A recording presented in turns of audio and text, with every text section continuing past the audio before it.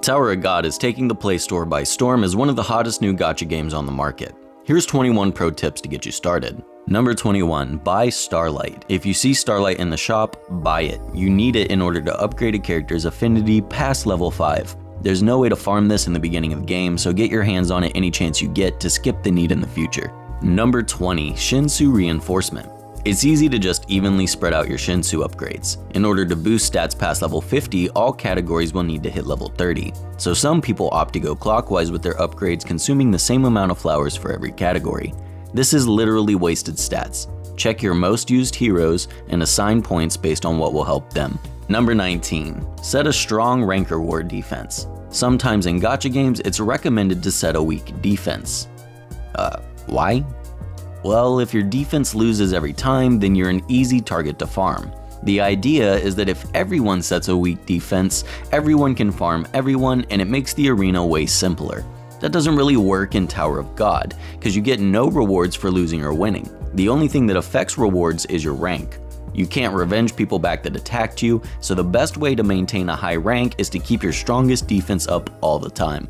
Number 18, only do ×10 summons. Tower of God is one of those games that gives you a discount on a ×10 summon. So if you save up 9 summon tickets, you get the 10th summon free. Just throwing this one out there in case anyone's been doing single summons. Number 17, max the friends list. You actually get gold for sharing friend points. You use the gold for things like leveling up equipment, so that's definitely worth taking a couple minutes a day to weed inactives out of your friends list. Number 16, don't forget the story. In traditional gacha games, the stage progression is the story. Not in Tower of God. You'll need to go back and forth from the main hub to the story hub and progress both sections separately. Number 15, pick a carry. In the early game of an idle gacha, it can be beneficial to invest a lot into one character. When it comes to upgrading gear, assigning Shinsu points, or upgrading ignition weapons, be sure to focus on whatever is going to boost your carry so he can in turn boost you to the mid game. Number 14, spread your item upgrades. So there's an auto upgrade function for your gear. It lets you select high levels like 15 and then the game continuously attempts powering them up. This can be a huge waste of potential power should you waste all of your resources trying to get to plus 15. Try to evenly spread your materials to make the most of them. Number 13, Reroll. This is for some reason a hot debate. Some are for it, some are against it. Well, here's my take. You're about to be at the absolute mercy of RNG for the rest of your summons. Why wouldn't you want to take the opportunity to just have one character you want? Just reroll.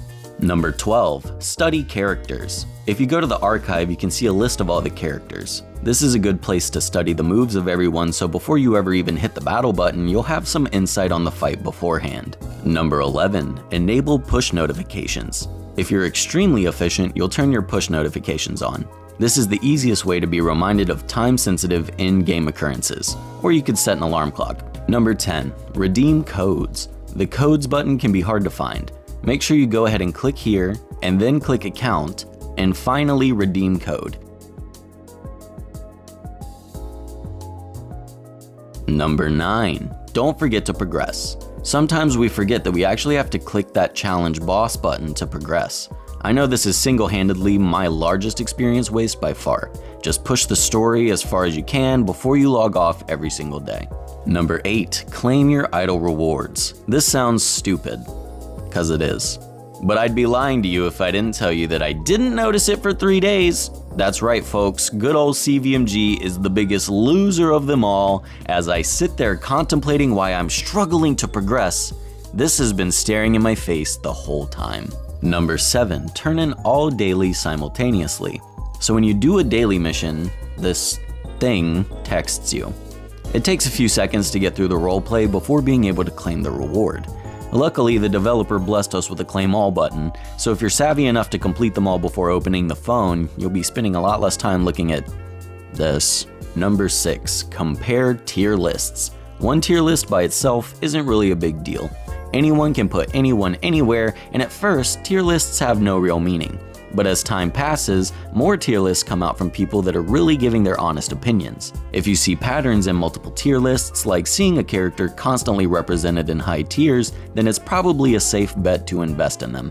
Number 5, save your ranker coins. In the general shop, you'll see a book named Cheer Up My God 1.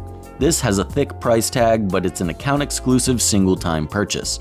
You won't find any other ways to get this book, so go ahead and get it out of the way. Number 4. Rush level 30. You can see that the tower has separate sections for you to farm later on. You'll need to be level 30 to unlock this. Using your rice pod immediate clear efficiently and full clearing content as far as you can is a surefire way to unlock the rewards from those sections as soon as possible. Number 3. Exhaust the red dots. Tower of God is yet another red dot simulator where every red dot on the screen is an item you can claim. Sometimes these dots just plague our OCD and aren't really worth it, but the stuff we get here is usually pretty good, so make sure to clean up those dots. Number 2. Subscribe. I mean, duh. Who else is gonna word vomit 20 tips in less than 10 minutes? If you want to be up to date with the latest tips, then hit that sub button and like the video so the algorithm comes back to you with future videos. Number 1. Don't spend what you don't have. A lot of people I know are avid spenders on these idle games. For some people, this is no big deal and doesn't really have a financial impact. For most people, however, there's a good chance that you're spending a fraction of your paychecks on progressing in these idle games. It adds up, my friend. Gambling is a serious addiction, and all gachapon elements exist within the element of gambling. This is potentially a damaging experience to impressionable young minds. Addictive personality and gambling don't mix, so if you find yourself questioning whether you should buy that pack or not, the answer is no. And those are my first 21 pro tips for Tower of God. If you like this video, then please feel free to join my Discord, but other than that, y'all, that's gonna do it for me today, and I'll see y'all later, bye.